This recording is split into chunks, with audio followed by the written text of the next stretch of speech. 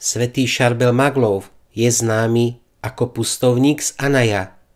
Tento maronický katolík žil v Libanone v rokoch 1828 až 1898. Je považovaný za jedného z najväčších divotvorcov 19. storočia. Už za svojho života bol vzorom dokonalého mnícha pustovníka a ľudia ho považovali za svätca. Jozef Anton Maglov sa narodil 8. mája 1828 na juhu Libanonu v chudobnej roľníckej rodine. Ako trojročnému mu zomrel otec a tak vyrastal pod dohľadom svojho strýka. Keď mal 14 rokov, utiahol sa do jaskyne, dnes nazývanej jaskyňa svätca, aby sa tam v tichu modlil. V rozjímaní dokázal tráviť celé hodiny. Cítil povolanie do mníšskeho stavu, no nemohol túto túžbu realizovať, lebo strýko bol proti. Až po dosiahnutí 23. roku opustil tajne domov a stal sa novicom v kláštore rádu libanonských maronitov v Anaj, rád preblahoslavenej Panny Márie. Prijal meno Charbel po jednom z mučeníkov za éry cisára Trajána. Slávnostné sľuby zložil 1. novembra 1853 a predstavení ho poslali do seminára v Fifane. Charbel Maglov bol vysvetený za kňaza roku 1859 a nasledujúcich 40 rokov prežil v kláštore v Anaj. V roku 1859 požiadal o možnosť žiť životom eremitu a usadiť sa v pustovni. Toto povolenie však dlho nedostával. V roku 1875, keď otec Charbel už pridlho čakal na povolenie utiahnuť sa do pustovne, sa udial tento zázrak. Dvaja sluhovia sa rozhodli, že si z neho urobia žart a namiesto oleja naplnili jeho lampu vodou. Otec Charbel ju však zapálil ako obyčajne. Otec predstavený, ktorého na to upozornili vystrašení sluhovia, sa presvedčil, že v lampe naozaj horela voda. Pochopil túto udalosť ako znamenie a na druhý deň prišlo od generálneho predstaveného povolenie pre pustovňu. Otec Charbel každú noc od polnoci klačal pred svetostánkom aj v najväčšej zime, oblečený iba v ľahkom odeve. Podstupoval tvrdé umrtvovanie. Keď 16. decembra ako 70-ročný slúžil svätú omšu v sýrskom maronickom obrade, v momente pozdvihovania dostal mozgovú porážku. Veriaci ho previezli do jeho pustovne, kde prežil 8 dní v ťažkej agónii. Zomrel 24. decembra 1898. Niekoľko mesiacov po smrti sa okolo jeho hrobu začali diať mimoriadne udalosti. Keď otvorili rakvu, našli telo v stave, ako by ho pochovali iba včera. Preniesli ho teda do novopostavenej kaplnky, kde ho pochovali. V roku 1927 sa začal proces jeho blahorečenia a tak rakvu znovu vyniesli na povrch. Mnísi a veriaci, ktorí sa tam zišli, videli z truhly vytekať tekutinu. Domnievali sa, že do nej prenikla voda, preto ju znova otvorili. Telo bolo nedotknuté rozkladom a malo teplotu živého človeka. Na čele mŕtvého boli kvapky potu. Keď ich predstavený utrel, na šatke ostal otlačok tváre. V deň, keď sa v roku 1950 exhumovalo jeho telo, boli na príhovor otca Charbela uzdravení mnohí chorí, hluchí, nemí, slepí, ochrnutí, púhým dotykom jeho hrobu, alebo krvou, alebo často jednoduchou modlitbou v jeho mene. K hrobu Charbela Maglofa začali prichádzať pútnici, katolíci aj veriaci iných vierovyznaní. Prinášali chorých a modlili sa za ich uzdravenie. Mnohí z nich sa skutočne vyliečili.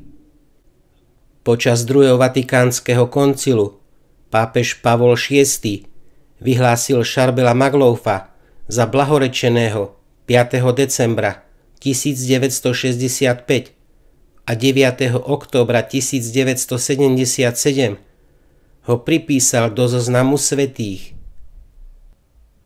V chráme svätého Charbela v meste Anaja sa nachádza bohatá dokumentácia o vyše 6 000 zázračných uzdraveniach.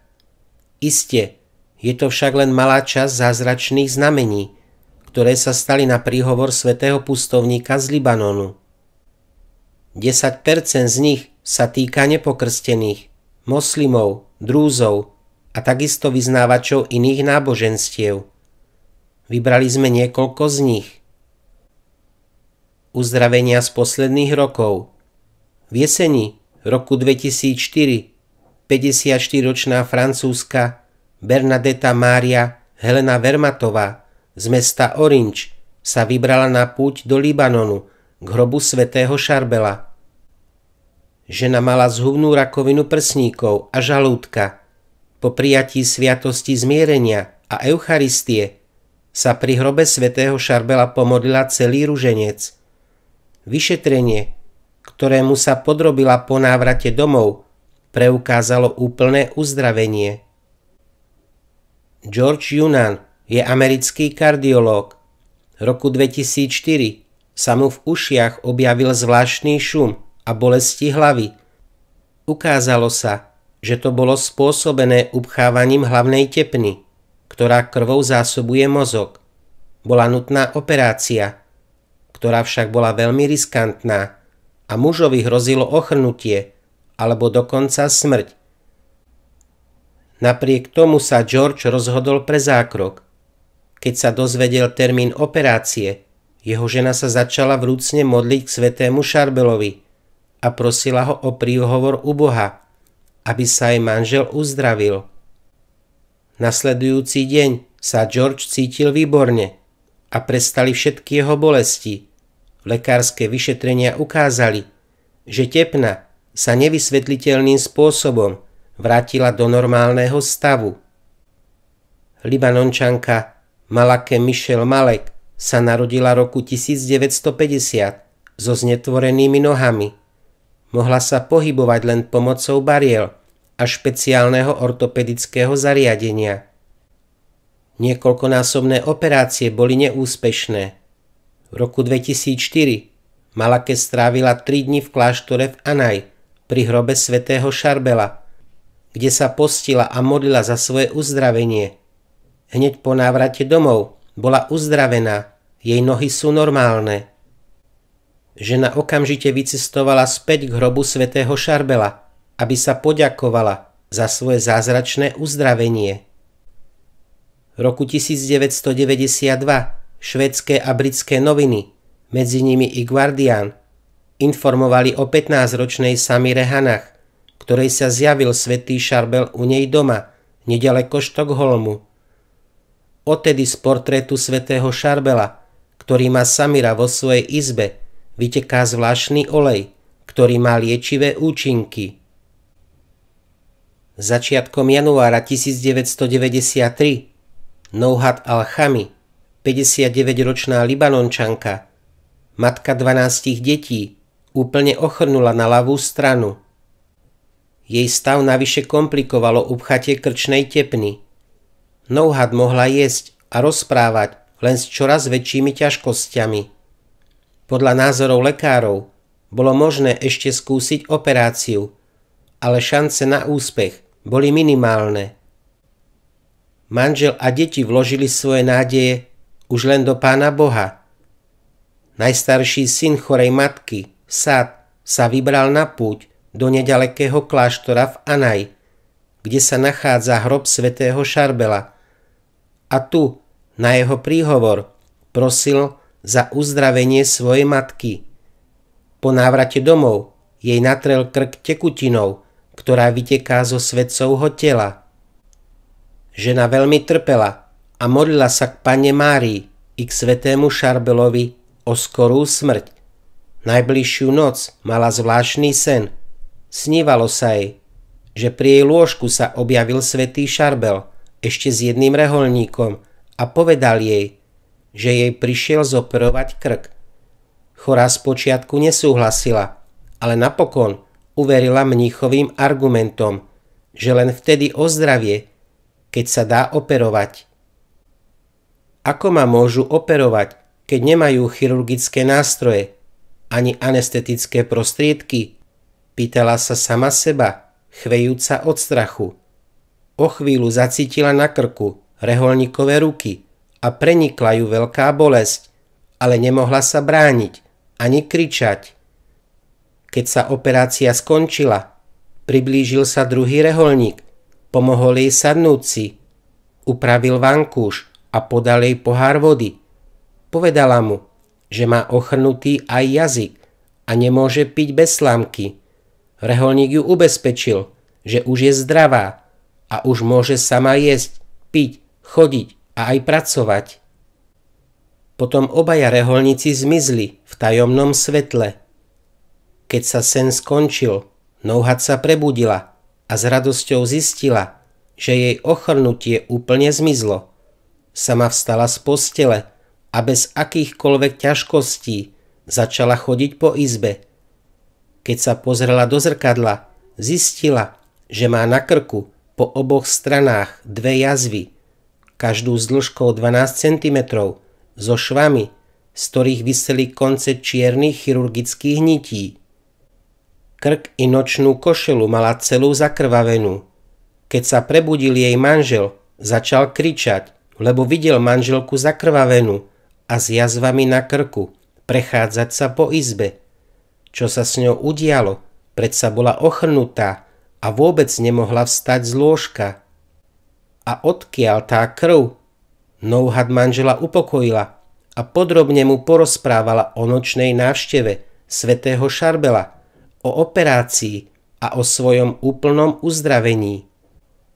Ešte v ten deň celá rodina Al-Chami odišla do kláštora v Anaj, aby predstavenému oznámili zázračné uzdravenie skrze svätého Šarbela.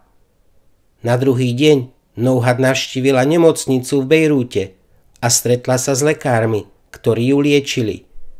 Môžeme si predstaviť ich údiv, keď po dôkladných vyšetreniach a odstránení stehov zistili, že z lekárskeho hľadiska sa jej úplné uzdravenie nedá vysvetliť a tak perfektne zašité rany ešte nevideli. Správa o zázračnom uzdravení Nouhat Al-Chami vyvolala veľký ohlas v masmédiách v celom Libanone. Do ich domu začali prúdiť davy zvedavcov. Miestny farár aj rodinný lekár im radili presťahovať sa do iného mesta. Jednej noci sa jej však vo sne znova zjavil svätý Šarbel a povedal jej: operoval som ťa, aby sa ľudia obrátili, keď uvidia tvoje zázračné uzdravenie. Veľa ľudí sa odvrátilo od Boha, prestali sa modliť, pristupovať k sviatostiam a žijú tak, ako keby Boha nebolo. Prosím ťa, aby si chodila do kláštora v Anaj na svätú omšu každý 22. deň v mesiaci. Na pamiatku tvojho uzdravenia až do konca života budú tvoje pooperačné rany každý 22. deň v mesiaci krvácať. Odtedy každý mesiac v deň svojho uzdravenia Nouhat prichádza do kláštora v Anaj a spolu s veľkým množstvom pútnikov sa zúčastňuje na svätej omši a ďakuje za svoje zázračné uzdravenie. Ešte treba pripomenúť iný zvláštny jav, obraz svätého Šarbela, ktorý má vo svojom dome, začal vylučovať voňavý olej, ktorý má také zloženie, aké sa v prírode nevyskytuje. Navyše v záhrade rodiny Al-Chami rástol veľký dub, ktorý, ako hovorí Nouhat, požehnal svätý Šarbel, aby každý, kto sa napije čaju z vývaru jeho listov, bol uzdravený. V roku 1996 bola v Libanone zázračne uzdravená 30-ročná Nadia Sader, matka 2 detí. Bola to veľmi bohatá žena, ktorá priam zbožňovala luxusný a zábavný životný štýl. Jedného dňa úplne ochrnula a nejaký čas ju trápili veľké bolesti. Nepomáhala ani liečba v najrôznejších európskych klinikách, ani vyšetrenie u najlepších odborníkov. Nábožná priateľka chorej Nadi poradila, aby prijala sviatosť zmierenia a sviatosť Eucharistie a modlila sa za svoje uzdravenie na príhovor svätého Šarbela. Dala jej tiež vypiť vývar z listov dubu z jej rodinnej záhrady, ktorý mal požehnať svätý Šarbel, keď sa jej ukázal vo sne. Naďa spočiatku všetky priateľkyne rady s posmechom odmietala, ale po niekoľkých dňoch veľkého utrpenia súhlasila. Najprv sa sviatosne zmierila s Bohom a prijala Eucharistiu. Začala sa tiež modliť a prosiť svätého Šarbela o príhovor. Po modlitbe súhlasila aj s vypitím vývaru z listov požehnaného dubu. Po prvom dúšku zacítila strašnú bolesť, začala kričať a omdlela. Neskôr povedala, že pred omdletím uvidela Najsvätejšie srdce Ježišovo, obklopené intenzívnym svetlom. Potom stratila vedomie a prebrala sa až po 3 dňoch. Po prebratí sama vstala z postele a ukázalo sa, že ochrnutie úplne zmizlo. Naďa mohla začať zasa normálne žiť, ale už inak ako predtým. Pochopila, že človek, ktorý žije tak, ako keby Boha nebolo, je najväčším úbožiakom na zemi, hoci by vlastnil aj veľké materiálne dobrá. Odtedy denne číta Sväté písmo, modlí sa ruženec, pravidelne pristupuje k sviatostiam, je verná manželovi, vychováva svoje deti a pomáha chudobným.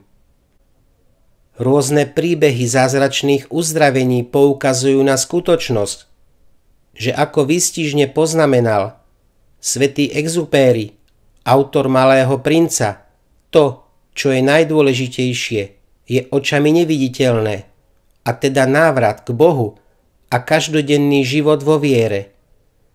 Hlavná misia svätého Šarbela bola a je pripomínať ľuďom cez znaky a zázraky, že Boh jestvuje, že čas nášho pozemského života je krátky a nemožno ho premrhať, ale treba ho využiť na dozrievanie k láske, lebo vo chvíli smrti sa bude brať do úvahy len láska. Kristus vie, čo je vo vašich srdciach, hovorieval svätý Šarbel, a preto ich túži premieňať. Nehľadajte pravdu bez Krista. Keď ho spoznáte pravdu a získate slobodu a lásku. Kristus túži, aby ste boli slobodní a aby ste sa naučili milovať. Buďte si istí, že s Kristom premôžete všetko zlo. Svätí sú viditeľným znakom neviditeľného Boha. Milujú nás a konajú mocou jeho lásky. Inými slovami, to sám Boh koná skrze nich, apeluje na našu slobodu, ukazuje nám konečný zmysel nášho pozemského života, nebo. Vyzýva nás k obráteniu, aby sme zanechali cestu hriechu, ktorá nás vedie do strašnej skutočnosti pekla, a nabádá nás k vytrvalej každodennej modlitbe, pravidelnej spovedi, častému svätému prijímaniu a k životu podľa evanjeliových zásad. Raymond Nader, riaditeľ libanonskej katolíckej televízie Tele Lumiere, bol už od detstva fascinovaný tajomstvom Boha. Ako študent sa snažil objaviť vedecké vysvetlenie aktu stvorenia. Dával si najťažšie teologické otázky, týkajúce sa tajomstva našej spásy v Kristovej smrti a zmrtvých staní, tajomstva Eucharistie, Najsvätejšej Trojice a iných otázok. Hľadal na ne odpovede nie len čítaním teologických diel, ale aj vo vytrvalej každodennej modlitbe a a kontemplácii. Po uzavretí manželstva a narodení detí mu rodinné povinnosti a povinnosti v práci nedovolovali venovať toľko času vnútornému životu ako predtým. Nader však dostal originálny nápad. Niekoľkokrát v roku odchádzal do blízkych kláštorov na celonočné modlitby. Bral si so sebou Bibliu a sviečky.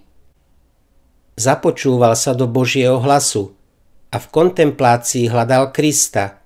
Vždy o 22. hodine sa rozlúčil s manželkou a deťmi a odišiel do vybraného kláštora, aby mohol v úplnom tichu rozjímať nad textami Svätého písma a celú noc sa modliť. Až nad ránom sa vracal domov. 9. novembra 1994, v predvečer svojich 33. narodenín, sa Raimond Nader vybral do kláštora v Anaja, v ktorom svätý Charbel Maglov prežil posledných 23 rokov svojho života v úplnej samote s Bohom a dosiahol tu vrchol svetosti. Keď Raimond hľadel na hviezdnaté nebo, uvedomil si, že v porovnaní s veľkosťou vesmíru a miliardami hviezd a galaxií je naša Zem nič neznamenajúca škrupinka a o čo menej on sám. V jeho mysli sa vynárali otázky. Aká je moja úloha v tomto svete? Skutočne som ako rozumná a slobodná bytosť pre Boha dôležitejší ako celý stvorený vesmír? Uvedomoval si, že ak môže medzi človekom a Bohom jestvovať vzťah lásky, obaja musia mať v tom vzťahu veľmi dôležitú úlohu. V opačnom prípade by nič nemalo zmysel. Naplnený týmito myšlienkami poklakol, zapálil 5 sviec, rozložil ich v tvare kríža a začal čítať a meditovať nad podobenstvom o talentoch v Evanjeliu podľa Matúša. Bolo nepríjemne chladno a blížila sa polnoc. V jednom momente Raimond zacítil závan horúceho vzduchu, ktorý o chvíľu zosilnel a jeho teplota tak stúpla, že si musel vyzliec nielen bundu, ale aj sveter a košelu. Uvedomil si, že tento tropický vietor je v novembri niečo nezvyčajné.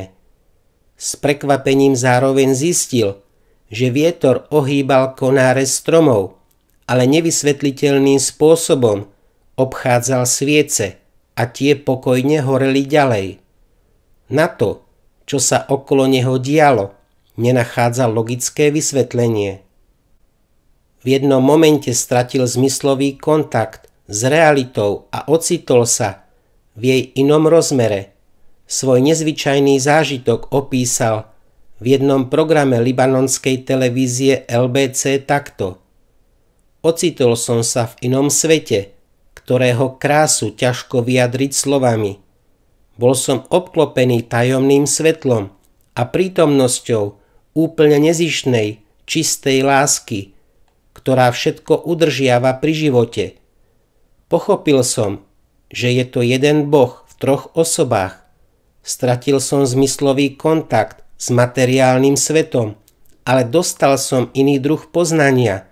Videl a počul som iným spôsobom, plnčím, duchovným.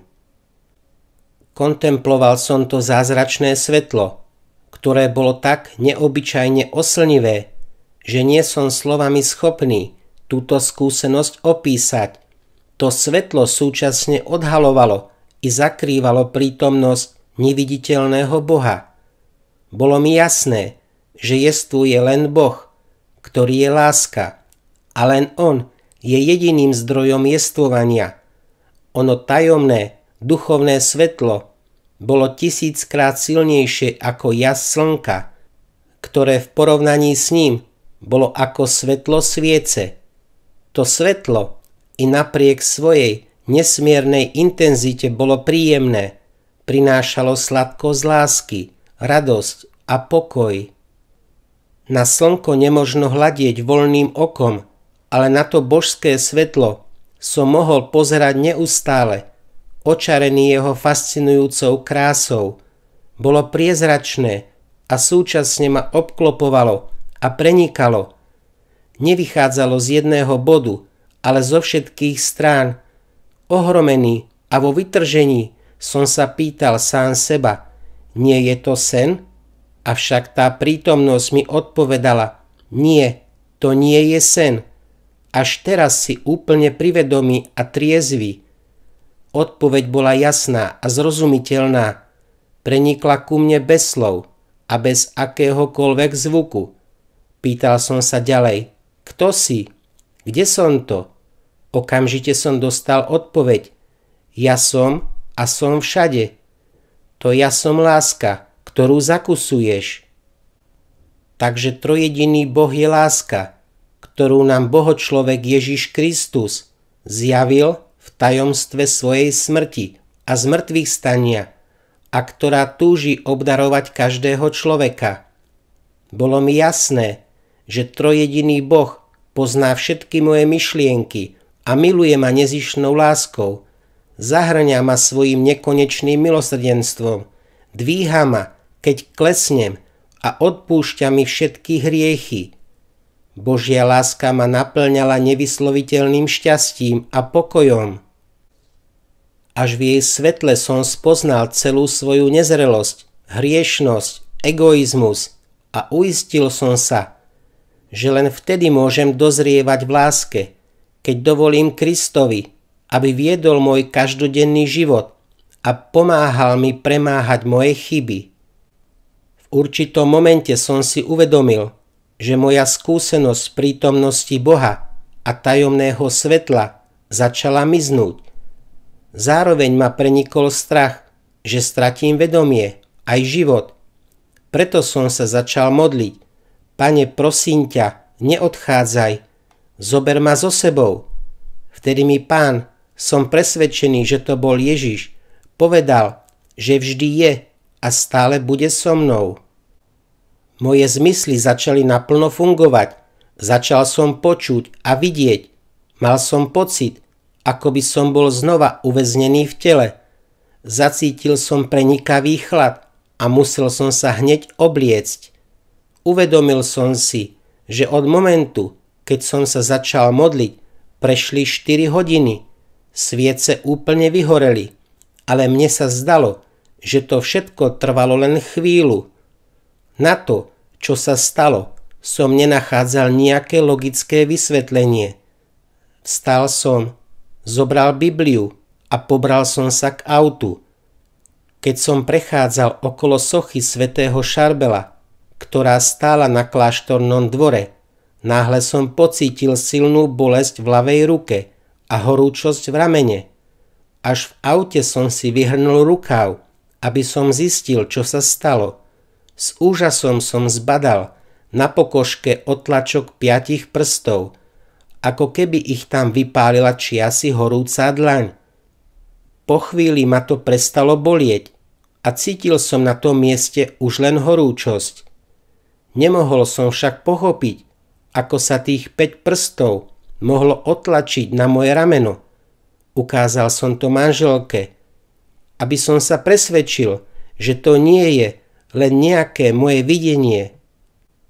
Napokon som pochopil, že svätý Šarbel mi dal jasné potvrdenie autentickosti mojej nočnej skúsenosti v kláštore v Anaj z 9. na 10. novembra 1994 a že to nebol sen alebo nejaká moja predstava. Počase som sa vybral za bejrútským arcibiskupom Abiegom Naderom a všetko som mu porozprával.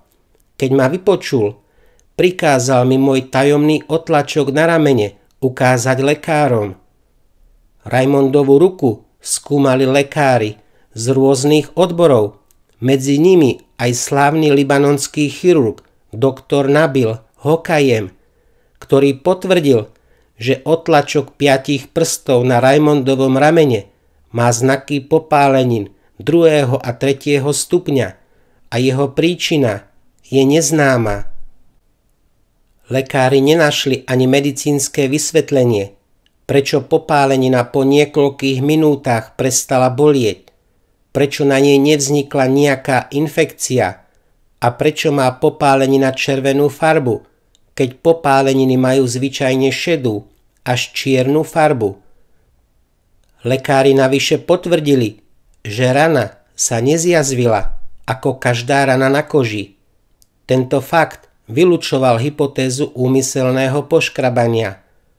Na pokožke ramena bolo vidieť výrazné vypálenie 5 prstov.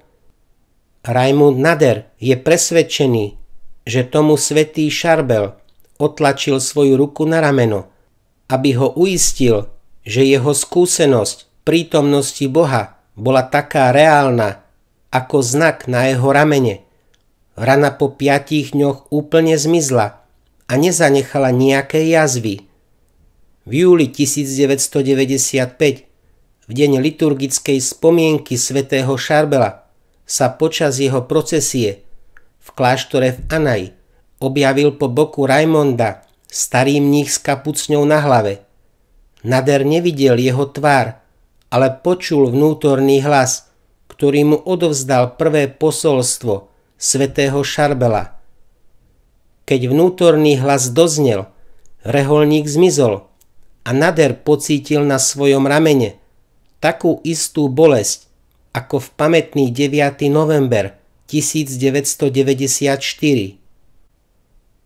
Zistil, že na tom istom mieste ako minule má znova popáleninu v tvare dlane.